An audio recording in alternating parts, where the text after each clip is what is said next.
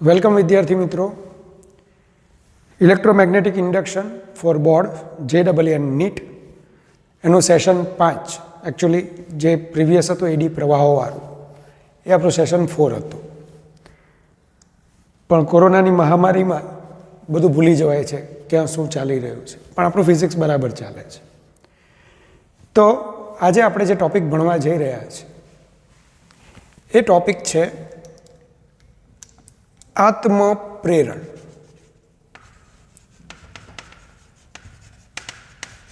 આત્મપ્રેરણ, self induction.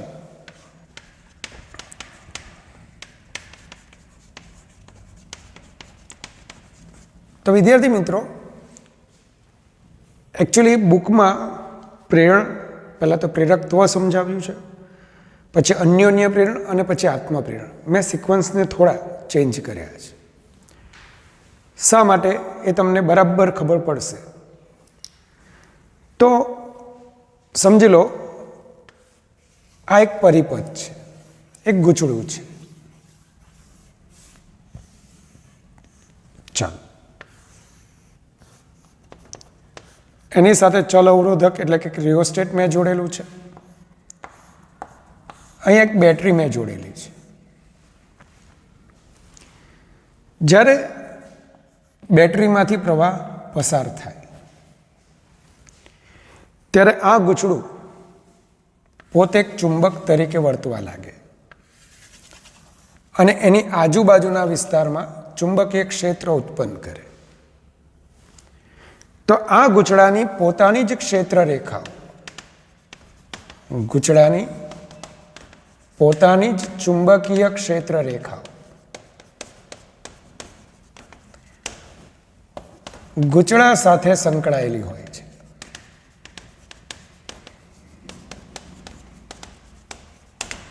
મતલબ કે ગૂંચળાના પોતાના જ ચુંબકીય ક્ષેત્રને લીધે એની સાથે કંઈક ફ્લક્સ સંકળાયેલું હોય છે. જો આ સ્થિતિમાં રિયોસ્ટેટના સ્લાઇડરને સરકાવવામાં આવે, અર્થાત પ્રવાહ આઈને બદલવામાં આવે, તો ગૂંચળાના પોતાની સાથે જ સંકળાયેલા ચુંબકીય ફ્લક્સમાં ફેરફાર થાય અને ફેરેડેના નિયમ મુજબ ગૂંચળામાં પ્રેરિત EMF અથવા પ્રેરિત પ્રવાહ ઉત્પન્ન થાય. આમ જ્યારે કોઈ વાહક ગૂંચળા સાથે વાહક ગૂંચળા માંથી પ્રવાહ વહેતો હોય ત્યારે તેના પોતાના જ ચુંબકીય ક્ષેત્રમાં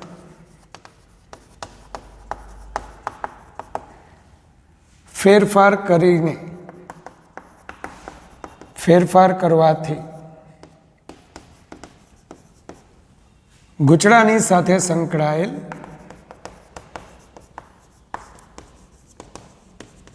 ચુંબકીય ફ્લક્સમાં ફેરફાર થાય છે.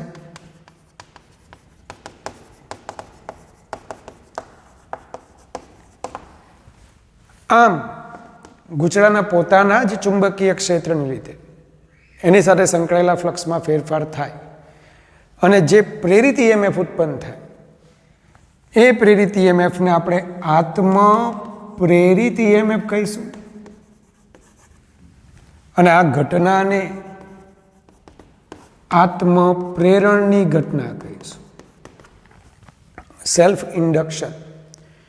જ્યારે કોઈ વાહક ગૂંચળાના પોતાના જ ચુંબકીય ક્ષેત્રને લીધે એની સાથે સંકળાયેલા ફ્લક્સમાં ફેરફાર થવાથી એમાં પ્રેરિત EMF ઉત્પન્ન થાય, તો તે પ્રેરિત EMFને આત્મપ્રેરિત EMF કહે છે અને આ ઘટનાને આત્મપ્રેરણની ઘટના કહે છે. સમજી લો વિદ્યાર્થી મિત્રો, ધારો કે ગૂંચળામાં N આટાઓ છે.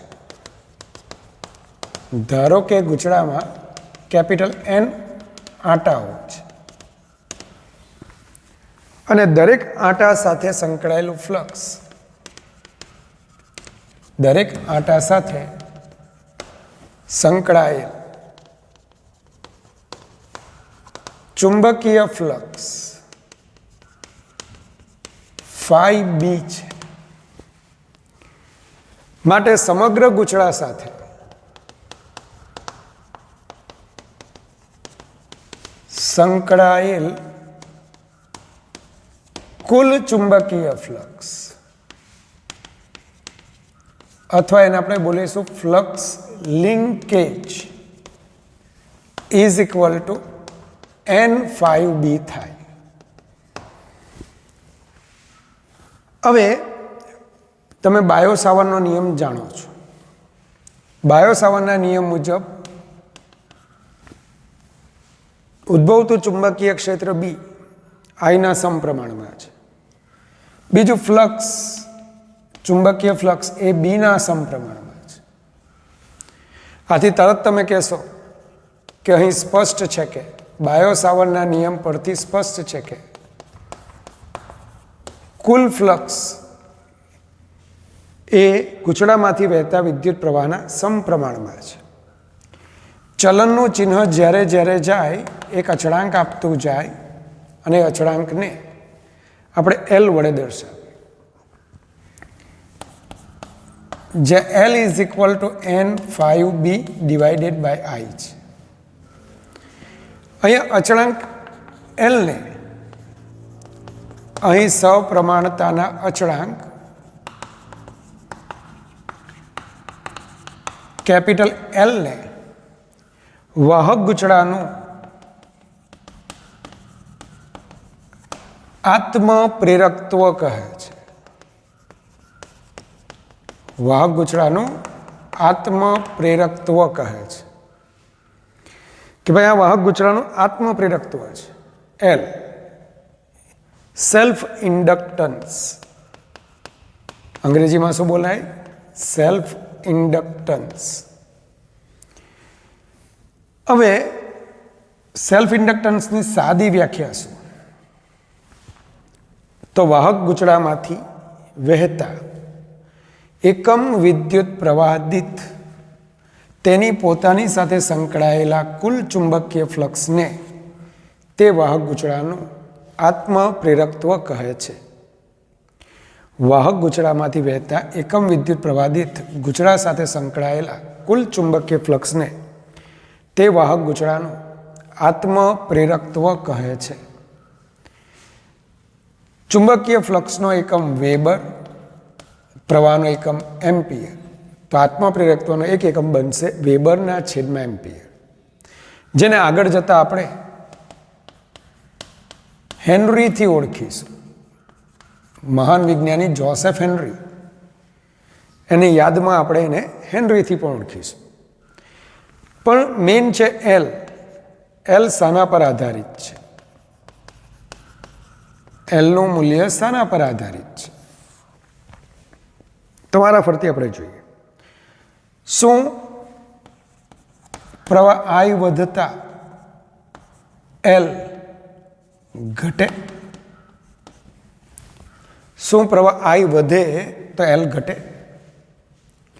ઘણા કહેશે કે હા સર, કારણ કે L is proportional two 1/i. તો તમે ભૂલ કરો છો. જો આઈ વધે તો બી વધે, અને બી વધે તો ફાઈ વધે. મતલબ કે આઈ વધતા ફાઈ બી બાય આઈનો ગુણોત્તર એ અચળ જ રહેશે. મતલબ કે એલ પણ શું રહેશે? અચળ. એલ બરાબર શું થશે? અચળ. તો શું આઈ વધતા એલ ઘટશે? જવાબ છે ના. તો આત્મપ્રેરકત્વ કોના પર આધાર રાખે?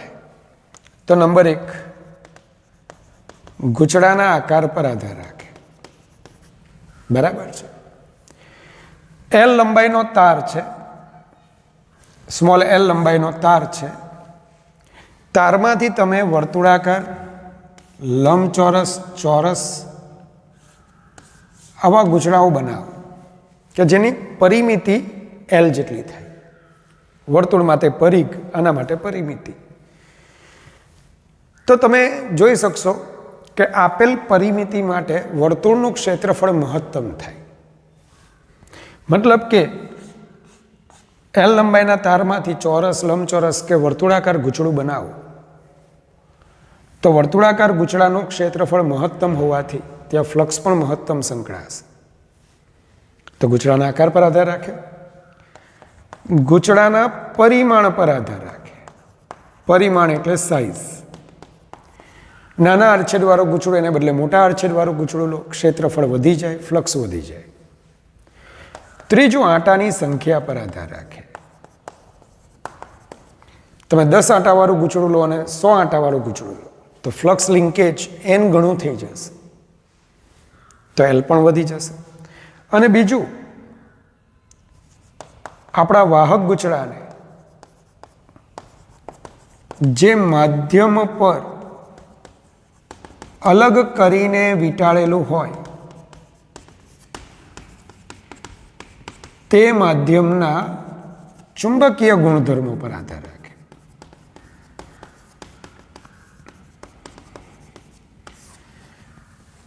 વાહક ગૂંચળાને જે માધ્યમ પર અલગ કરીને વીંટાળેલું હોય તે માધ્યમના ચુંબકીય ગુણધર્મો પર આધાર રાખે. દાખલા તરીકે આપણા આ જ કિસ્સામાં અંદરના વિસ્તારમાં ચુંબકીય ક્ષેત્ર, ધારો કે આનું સોલેનોઇડ ગણી લઉં છું, તો સોલેનોઇડની અંદરના વિસ્તારમાં ચુંબકીય ક્ષેત્ર મ્યુ નોટ એનઆઈ હતું. ધારો કે સોલેનોઇડ છે, સોલેનોઇડ પણ એક ગૂંચળું છે, આપણે જાણીએ છીએ. પણ જો આમાં નરમ લોખંડનો ગર્ભ રાખી દેવામાં આવે તો નવું ચુંબકીય ક્ષેત્ર B is equal to mu NI થાય. અને તમે સારી રીતે જાણો છો B by B not is equal to mu r. અને નરમ લોખંડ માટે મ્યુ આર ખૂબ મોટું હોય, 1000ના ક્રમનું હોય. મતલબ કે જો નોર્મલ સ્થિતિમાં જ્યારે નરમ લોખંડ ન હોય અને 1 ટેસ્લાનું ચુંબકીય ક્ષેત્ર મળતું હોય તો નરમ લોખંડની હાજરીમાં હજારો ગણો વધી જતું હોય છે, જેની ચર્ચા અગાઉ આપણે કરેલી. તો આમ આપણું વાહક ગૂંચળું જો નરમ લોખંડના ગર્ભ પર અલગ કરીને વીંટાળેલું હોય તો ચુંબકીય ક્ષેત્ર અનેક ગણું વધી જાય અને પરિણામે આત્મપ્રેરકત્વમાં અનેક ગણો વધારો થાય. કેટલા ગણો વધારો થાય પછી જોઈશું. તો આ 4 બાબતોને યાદ રાખજો. વિદ્યાર્થી મિત્રો, આપણે N5B is equal two Li આવું એક સમીકરણ મેળવ્યું. આત્મપ્રેરણના કિસ્સામાં પણ ફેરેડે અને લેન્ઝના નિયમનું પાલન થાય છે. તો આ સમીકરણનું સમયની સાપેક્ષે વિકલન કરું. એલ અચળ છે, વિકલનની બહાર. ખાસ વાક્ય લખજો, બોર્ડ માટે આઈએમપી થિયરી છે એટલે આ વાક્ય હું લખું છું કે ભાઈ આત્મપ્રેરણના કિસ્સામાં પણ ફેરેડે અને લેન્ઝના નિયમોનું પાલન થતું હોવાથી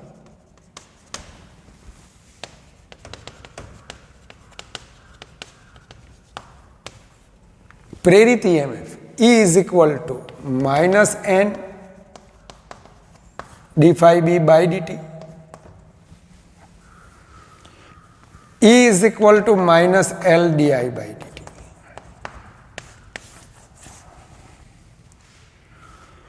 યાદ રાખજો, આને આપણે બોલીશું આત્મ પ્રેરિત EMF,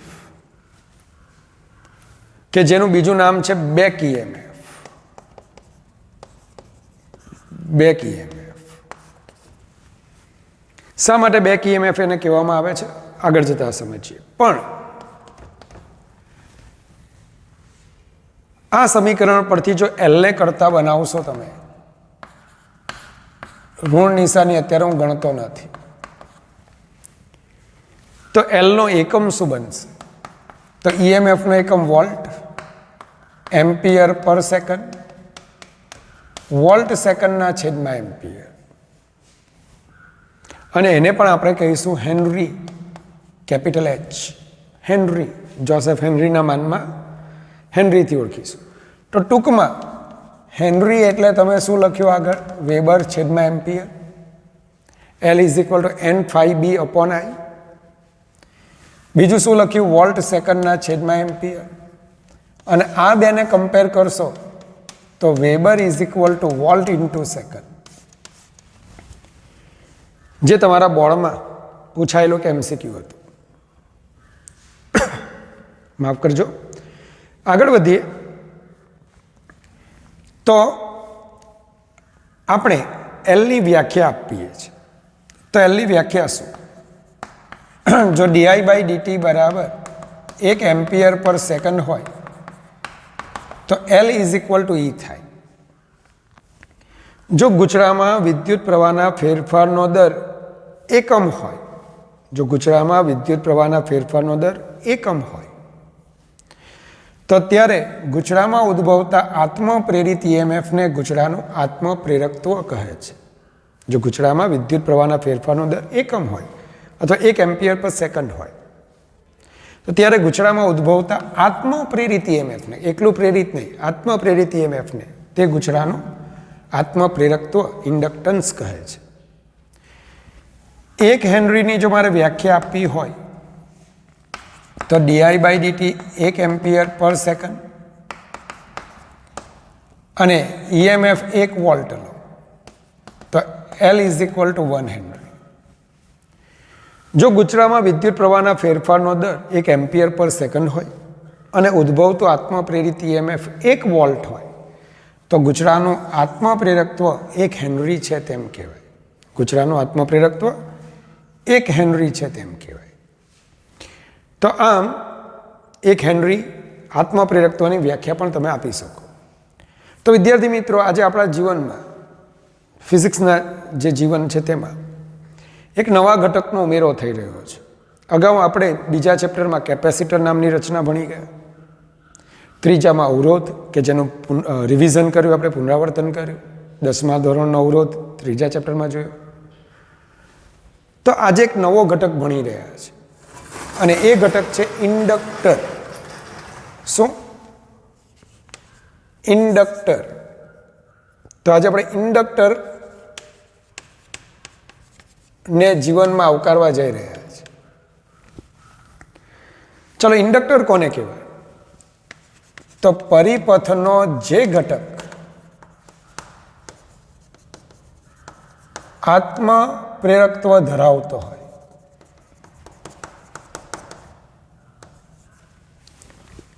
પરિપથનો જે ઘટક આત્મપ્રેરકત્વ ધરાવતો હોય, મતલબ કે આત્મપ્રેરણની ઘટનામાં ભાગ લેતો હોય, તેને આપણે ઇન્ડક્ટરથી ઓળખીશું. આ ઇન્ડક્ટરની પરિપથ સંજ્ઞા, ઇન્ડક્ટરની પરિપથ સંજ્ઞા, તો આપણે એક કોઇલ દોરવાની છે. ધ્યાન આપજો.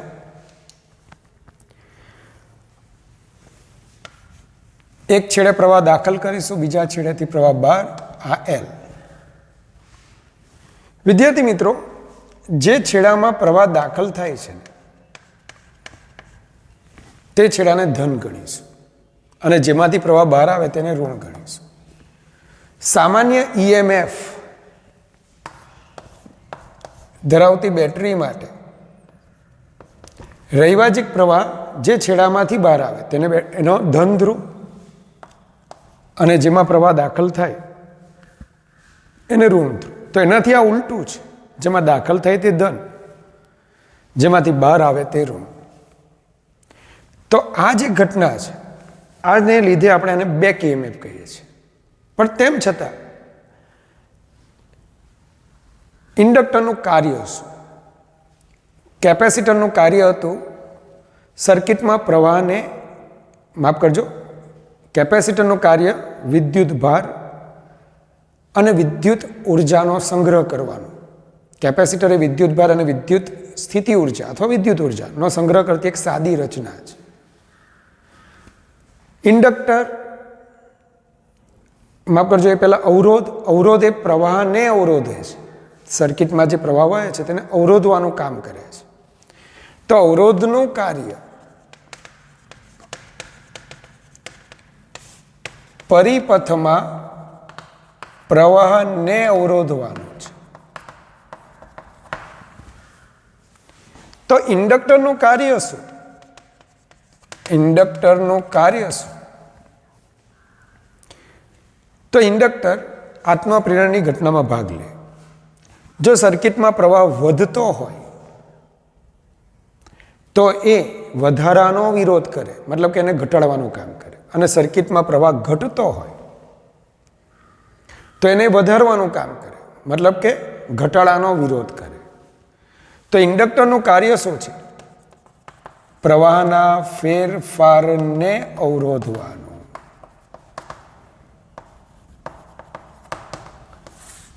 તો કાર્યની દ્રષ્ટિએ અવરોધનું કાર્ય પ્રવાહને અવરોધે છે અને એક પ્રવાહને લિમિટમાં રાખે છે, જ્યારે ઇન્ડક્ટર પ્રવાહના ફેરફારને અવરોધે છે.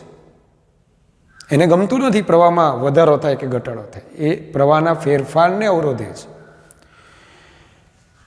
યાદ રાખજો, ઇન્ડક્ટરના કિસ્સાની જ વાત કરું તો જ્યારે પણ તમને આ રીતના પ્રોબ્લેમ્સ આવતા હોય એમસીક્યુમાં, સમજી લો અહીંયા આપણે એક બેટરી લઈ લઈએ, આ એ, આ એલ, બેટરીનું ઈએમએફ આપણે ઈ લઈ લઈએ, આ અવરોધ કેપિટલ આર અને આ બી બિંદુ લઈએ. તમને એમ કહેવામાં આવે કે એ અને બી વચ્ચેનો પીડી શોધો.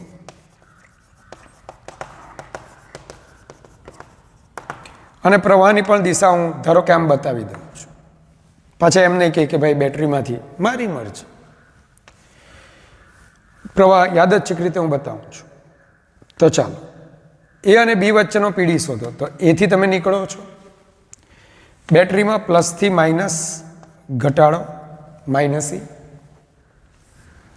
ઇન્ડક્ટર, અચ્છા, પ્લસથી માઇનસ, જેમાં પ્રવાહ દાખલ થાય તે છેડો ધન, પેલો ઋણ, minus L di by dt. તો આ પીડીનું મૂલ્ય શું લેશો? L di by dt. અને ચિહ્ન પ્લસથી માઇનસ ગયા, અચ્છા, minus L di by dt. અહીંથી આમ ગયા, plus L di by dt.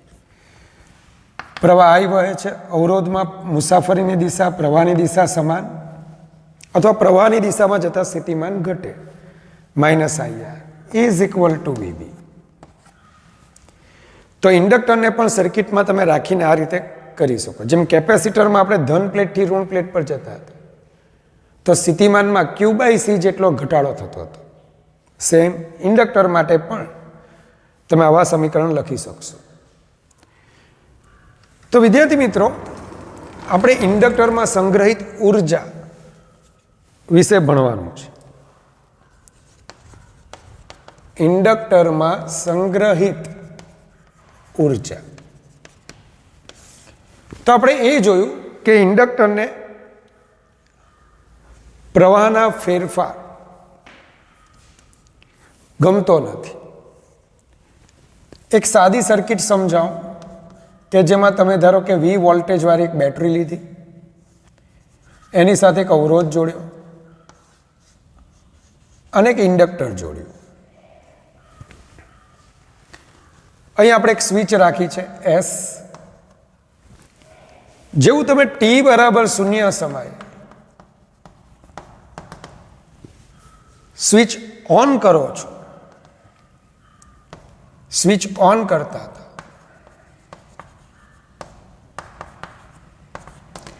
તો તે વખતે જો ઇન્ડક્ટર ન હોત તો તમે તરત લખતા હતા કે ભાઈ પ્રવાહ I is equal to V by R. કારણ કે આ પ્રવાહ ટી બરાબર 0 સમયથી જે I is equal to V by R પ્રવાહ અત્યંત ઝડપથી પ્રસ્થાપિત થાય છે. આપણે ભણ્યા હતા કે ભાઈ જે વાહક છે, અવરોધ એક વાહક છે, અને વાહકના બે છેડા વચ્ચે પીડી ઉત્પન્ન થયું છે. એને લીધે ક્ષેત્ર ઉત્પન્ન થાય છે, અને આ ક્ષેત્ર એની ઝડપ ખૂબ જ વધારે છે. આથી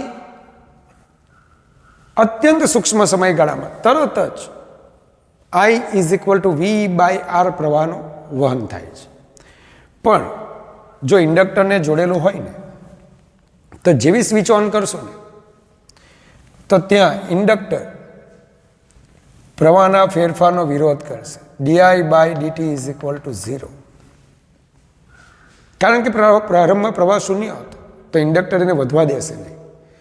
તો તે જ ક્ષણે સ્વિચ ઓન કરતી વખતે પ્રવાહ 0 હશે, આમ જાણે કે આપણી આ સર્કિટ એ ઓપન સર્કિટ તરીકે વર્તશે. ઇન્ડક્ટરનું સ્થાન જાણે કે ઓપન સર્કિટ, ખુલ્લો પરિપથ.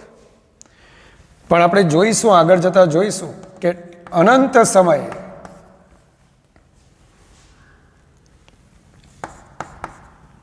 પ્રવાહ I is equal two V/R થશે. કેમ? સમજીશું આપણે. મતલબ કે તે સ્થિતિમાં જાણે કે આખી સર્કિટમાં માત્ર કોણ રહ્યું છે? અવરોધ. ઇન્ડક્ટર એક વાહક તાર તરીકે વર્તે છે, મતલબ કે શોર્ટ સર્કિટ તરીકે વર્તે છે, વાહક તાર માફક વર્તે છે. અને t=0 સમયે ઓપન સર્કિટ, ખુલ્લા પરિપથની સ્થિતિમાં એ પરિપથને લાવી દે છે. પણ એ આપણે સમજીશું, આગળ જતા સમજીશું. પણ મારે તો એ જાણવું છે કે જેવી મેં બેટરી સાથે ઇન્ડક્ટરને જોડ્યું, અવરોધ કોઈ નથી આપણી સર્કિટમાં, અવરોધને આપણે અત્યારે રાખ્યો નથી, પણ બેટરી સાથે હું જોડું છું. જેવું આપણે જોડીએ, ઇન્ડક્ટરને પ્રવાહના ફેરફારનો વિરોધ કરવાનું મન થાય, પ્રવાહ શરૂઆતમાં શૂન્ય રહેશે. પણ પછી બેટરી પોતાની વિદ્યુત ઉર્જા ખર્ચીને ઇન્ડક્ટરમાં 0 થી લઈને I સુધીનો પ્રવાહ પ્રસ્થાપિત કરે છે. મતલબ કે કોઈ ક્ષણે ઇન્ડક્ટરમાંથી I પ્રવાહ વહી રહ્યો છે, અવરોધ નથી. તો આ માટે બેટરીએ ખર્ચેલો power P is equal to mod EI. અગાઉ આપણે E is equal two -L/di/dt લખેલું, પણ બેટરી અને ઇન્ડક્ટર સમાંતરમાં છે, તો આનું મૂલ્ય શું થાય? Mode E/L/di/dt. કોઈ પણ ક્ષણે બંને પેરેલલમાં છે, તો પેરેલલ કનેક્શનમાં શું હોય? બેટરીનું જે પીડી હોય તે જ ઇન્ડક્ટરના બે છેડા વચ્ચે પ્રસ્થાપિત થાય. માઇનસનું ચિહ્ન મેં ગણ્યું નથી. તત્કાલીન પાવર dw/dt, તો બેટરી દ્વારા થતો કાર્ય કરવાનો સમય દર મોડ E ઇન્ટુ I થશે. પણ વિદ્યાર્થી મિત્રો, મોડ E/L/di/dt ઇન્ટુ I.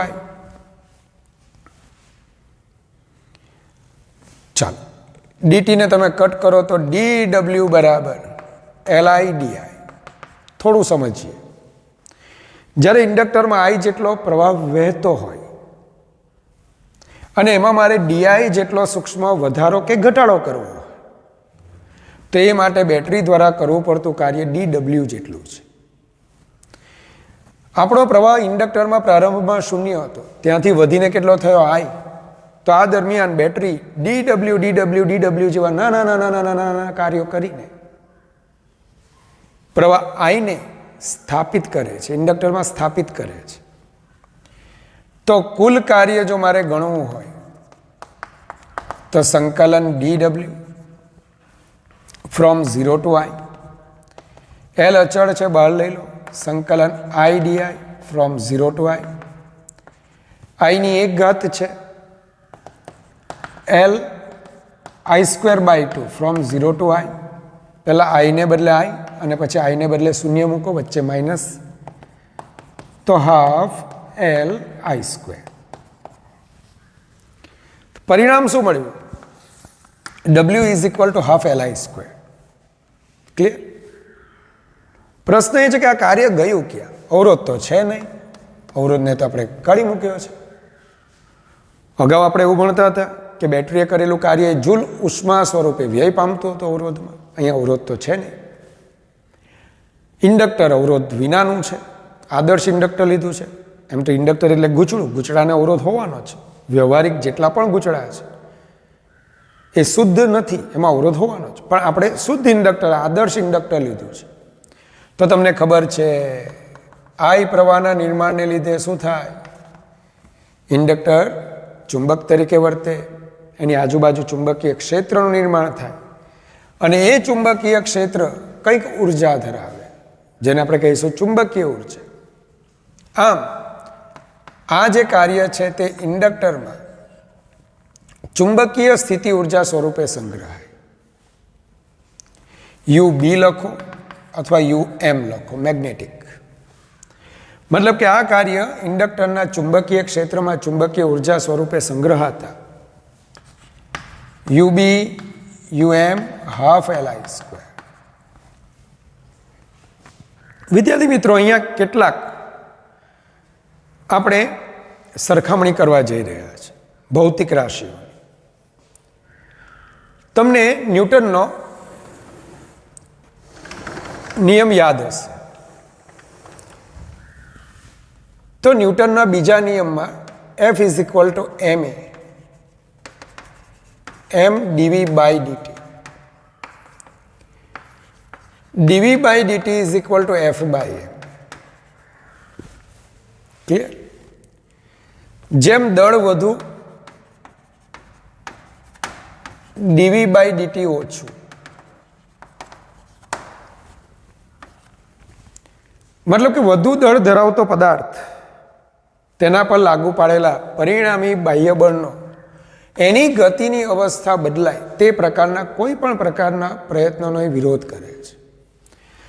દળ જડત્વનો ગુણધર્મ ધરાવે છે કે જે દર્શાવે છે કે પદાર્થ જેમ દળ વધારે હશે એમ ગતિની અવસ્થા બદલે એવા કોઈ પણ પ્રકારના બાહ્ય પરિબળનો વિરોધ કરે છે. મતલબ કે બાહ્ય બળનો વિરોધ કરે છે. અહીંયા પણ ચેક કરીએ તો આપણે આવું લખ્યું E is equal to L di by dt. ઋણ નિશાની અત્યારે હું ગણતો નથી, તો di by dt is equal to E by L. નું કાર્ય શું છે? EMF નું કાર્ય શું છે?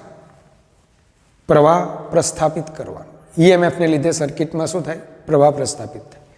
જે રીતે બળને લીધે ગતિ થાય, ગતિ એટલે જ વેગ, બળને લીધે ગતિ થાય, આપણે આવું બોલીએ છીએ. ગતિનું કારણ બળ છે, પ્રવાહનું કારણ EMF છે.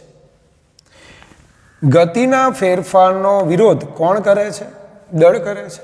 તેમ પ્રવાહના ફેરફારનો વિરોધ કોણ કરે છે? ઇન્ડક્ટન્સ કરે છે. તો L ને વિદ્યુત શાસ્ત્રનું જડત્વ કહેવાય. L ને શું કહેવાય? વિદ્યુત શાસ્ત્રનું જડત્વ. L વિદ્યુત શાસ્ત્રનું જડત્વ છે. વિદ્યાર્થી મિત્રો, જે રીતે તમે ગતિ ઉર્જા K is equal two mv square લખતા હતા, તો યંત્રશાસ્ત્રના વેગને અનુરૂપ વિદ્યુત શાસ્ત્રમાં કોણ છે? પ્રવાહ છે. અહીંયા ગતિ ઉર્જા, ગતિ સાથે સંકળાયેલી ઉર્જા ગતિ ઉર્જા હતી. ઇન્ડક્ટરમાં વહેતા પ્રવાહની સાથે સંકળાયેલી ઉર્જા, તો પ્રવાહ ચુંબકીય ક્ષેત્ર ઉત્પન્ન કરે, તો ત્યાં ચુંબકીય ઉર્જા UB અથવા UM આવશે. M ને બદલે L, V ને બદલે I, તો જે સમીકરણ આપણે મેળવ્યું તે જ મળી શકે આપણને. ટૂંકમાં મારે એમ કહેવું છે કે L ને ગતિશાસ્ત્રનું શું કહેવાય? L ને ગતિશાસ્ત્રનું શું કહેવાય? સોરી, વિદ્યુત શાસ્ત્રનું શું કહેવાય? જડત્વ કહેવાય. અહીંયા તમને બીજો એક મુદ્દો મારે તમને કહેવો છે વિદ્યાર્થી મિત્રો. એક બીજા મુદ્દા તરફ આપણે ધ્યાન આપીએ. ચાલો સમજી લો, M દળનો એક પદાર્થ V વેગથી ગતિ કરતો હતો. અચાનક કોઈ પણ બાહ્ય બળની ગેરહાજરીમાં બીજો પદાર્થ M દળનો પદાર્થ ચોંટી જાય છે. નવી આકૃતિ લઉં છું. દળ 2m થઈ જાય છે. કોઈ પણ બાહ્ય બળ લાગતું નથી.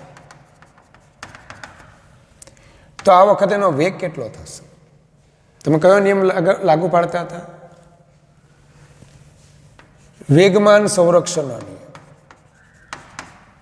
ચાલો અને આપણે કેપિટલ V નામ આપીએ, તો V is equal to V by 2 થઈ જશે. સિમિલરલી ઇન્ડક્ટરમાં પણ આવું છે કે એક ઇન્ડક્ટર સર્કિટમાં જોડાયેલું છે અને ખૂબ લાંબા સમયે I પ્રવાહ વહી રહ્યો છે. ખૂબ લાંબા સમયે I જેટલો પ્રવાહ વહી રહ્યો છે. ખૂબ લાંબા સમયે I જેટલો પ્રવાહ વહી રહ્યો છે. અચાનક આ ઇન્ડક્ટન્સ n ગણો થઈ જાય છે. તો પ્રવાહ કેટલો થશે? અચાનક કોઈ પણ પ્રકારનું તમે એક્સ્ટ્રા વોલ્ટેજ એપ્લાય નથી કર્યું, અચાનક એ જ ક્ષણે પ્રવાહ ઇન્ડક્ટન્સનું મૂલ્ય n ગણું થઈ ગયું, તો પ્રવાહ કેટલો થશે? તો અહીંયા પણ તમે જેમ વેગમાન લો છો, બાહ્ય બળની ગેરહાજરી છે, અહીંયા પણ એક્સટર્નલ કોઈ એફર્ટ થયા નથી, તાત્ક્ષણિક પૂછ્યું છે. તો તે સ્થિતિમાં આપણે શું વિચારીશું?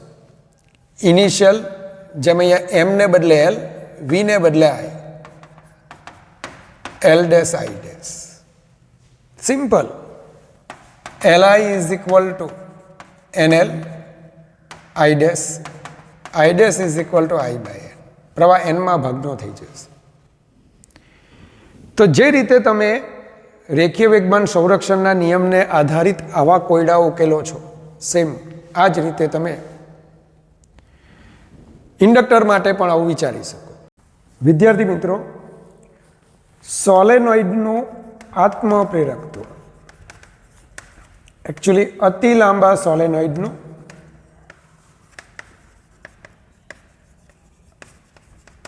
આત્મપ્રેરકત્વ. ધારો કે તમને સ્મોલ એલ લંબાઈનો, સ્મોલ એલ જેટલી ખૂબ મોટી લંબાઈનો કુલ n આટા ધરાવતો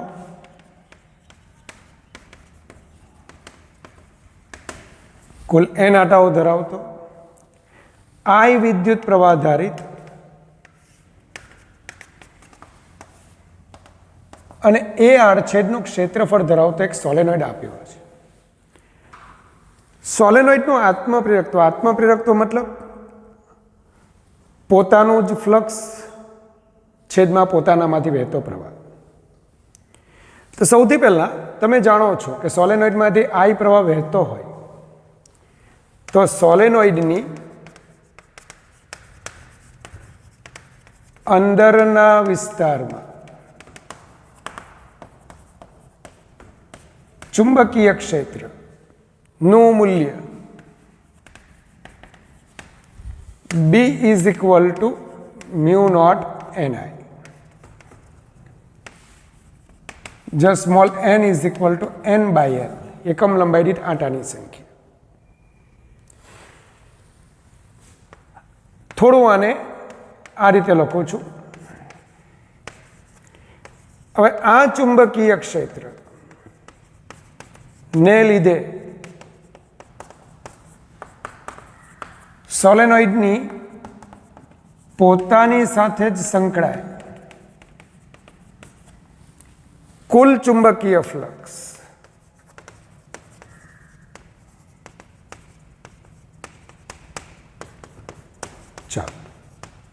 n phi b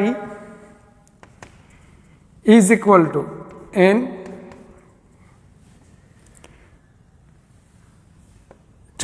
b into a. Check કરો, ચુંબકીય ક્ષેત્ર આ દિશામાં, ક્ષેત્રફળનો સદિશ પણ આ દિશા. જે દિશામાં બી હોય એ દિશામાં આપણે એ લઈ લેવાનું. B mu not Ni upon small l into a.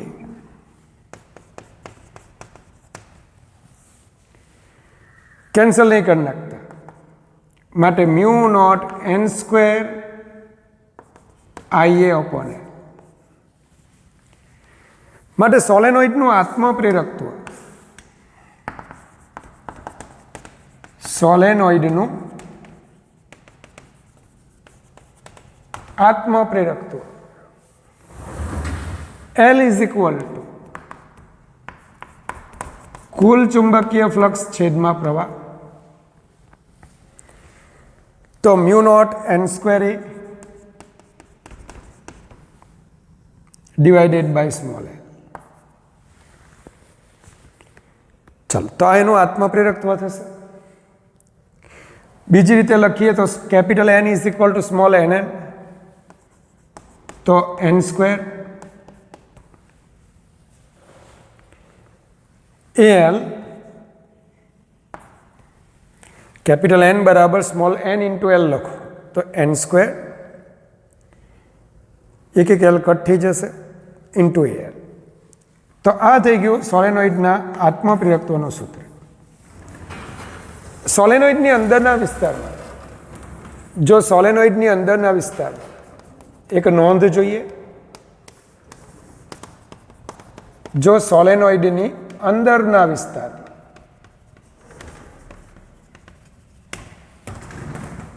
Mu permeability धरावतुं माध्यम होय, जो सोलेनोइडनी अंदरना विस्तारमां म्यू परमिएबिलिटी धरावतुं माध्यम होय तो आत्मप्रेरकत्व L dash mu N square A by L थाय अथवा mu small N square A into small L थाय। माटे एल डैश बाय एल तमे करशो mu upon mu not is equal to mu R. तो आत्मप्रेरकत्व म्यू आर गणुं थई जाय। जेम चुंबकीय क्षेत्र म्यू आर गणुं थतो तो आत्मप्रेरकत्व पण म्यू आर गणुं थई जाय। आथी तमे समजावशो, मैं तमने कीधुं हतुं के सोलेनोइडनी गर्भमां जो नरम लोखंडने राखवामां आवे तो आत्मप्रेरकत्वनुं मूल्य अनेक गणुं वधी जाय छे। बीजुं सोलेनोइडमां संग्रहित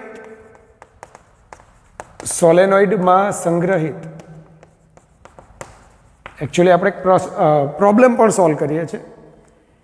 चुंबकीय ऊर्जा घनता जेने आपणे रो बी अथवा आपणे नवा संकेतमां स्मॉल यू बी अथवा यू एम थी दर्शावीए।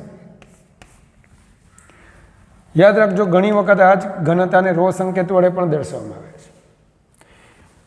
विद्यार्थी मित्रों, आपणे विद्युत क्षेत्रमां ऊर्जा घनता विद्युत क्षेत्र में ऊर्जा घनता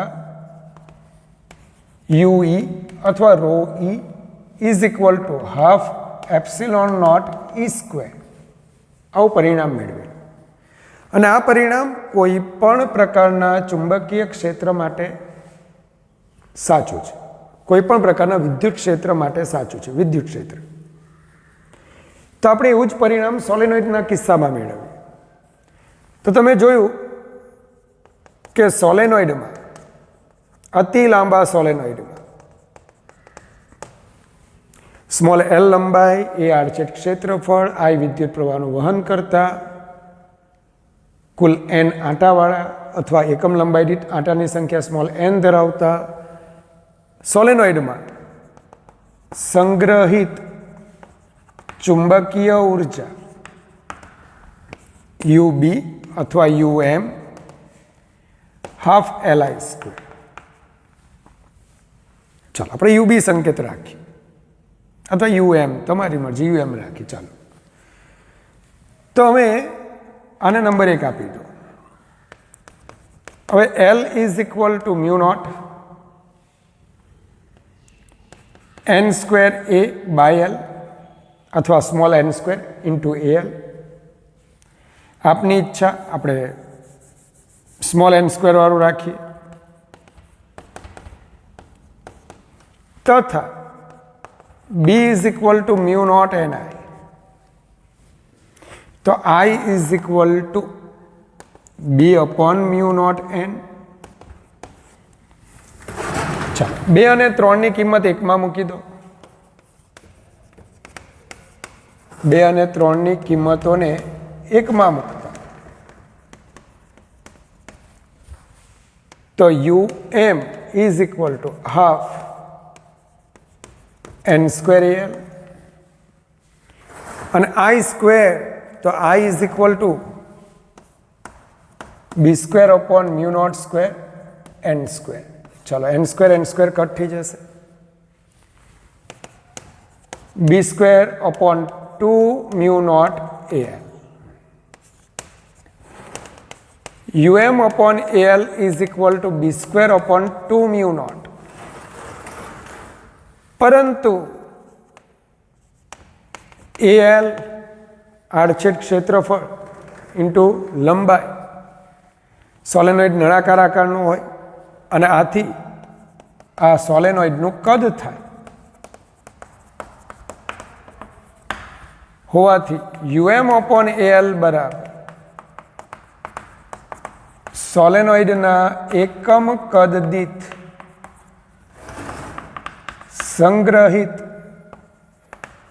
ચુંબકીય ઉર્જા મતલબ કે ચુંબકીય ઉર્જા ઘનતા થાય અને પરિણામે એને આપણે સ્મોલ UM અથવા UB થી દર્શાવીએ તો UM અથવા સ્મોલ UB B²/2μ0. વિદ્યાર્થી મિત્રો, ટોરોઇડ માટે પણ સેમ જ છે. જ્યારે તમે ટોરોઇડ માટે આત્મપ્રેરકત્વનું સૂત્ર લખશો તો μ0n²A/L લખશો અથવા સ્મોલ n²Al લખશો. તો ટોરોઇડ માટે small n is equal two અહીંયા L નહીં આવશે. ટોરોઇડ માટે પરિઘની એકમ લંબાઈ દીઠ આંટાની સંખ્યા મતલબ કે L ને બદલે તમારે શું લખશો 2πr. ચાલો, તો આ રીતે તમે આત્મપ્રેરકત્વ વિશે સમજી શકો છો. તો વિદ્યાર્થી મિત્રો, નેક્સ્ટ સેશનમાં આપણે આ ઇન્ડક્ટર આજે પરિપથનો નવો ઘટક આપણને પ્રાપ્ત થયો છે. તો જે રીતે તમને મેં બીજા ચેપ્ટરમાં RC DC સર્કિટ ભણાવેલી એ જ રીતે આમાં RL DC સર્કિટનો આપણે અભ્યાસ કરીશું. અને જે ક્વેશ્ચન મૂક્યો કે શરૂઆતમાં t=0 સમયે ઇન્ડક્ટર ઓપન સર્કિટ અને અનંત સમયે શોર્ટ સર્કિટ તરીકે વર્તે, તો એને આપણે મેથેમેટિકલી જોઈશું. આશા રાખું આ સેશન તમે વ્યવસ્થિત તૈયાર કરી નાખશો. નેક્સ્ટ સેશનમાં આપણે ઇન્ડક્ટર અને ત્યારબાદ એની સાથે સાથે મ્યુચ્યુઅલ ઇન્ડક્ટન્સ એટલે આપણે આ ચેપ્ટરની જે થિયરી છે એ ઓલમોસ્ટ કમ્પ્લીટ થઈ જશે. તો શુદ્ધ અંતઃકરણથી ભગવાન પાસે તમારા માટે અનંત આશીર્વાદની માંગણી કરું કે હે ભગવાન, મારા વિદ્યાર્થીઓને હંમેશા હસતા રાખજો. Good bye, take care, God bless you infinitely all my students.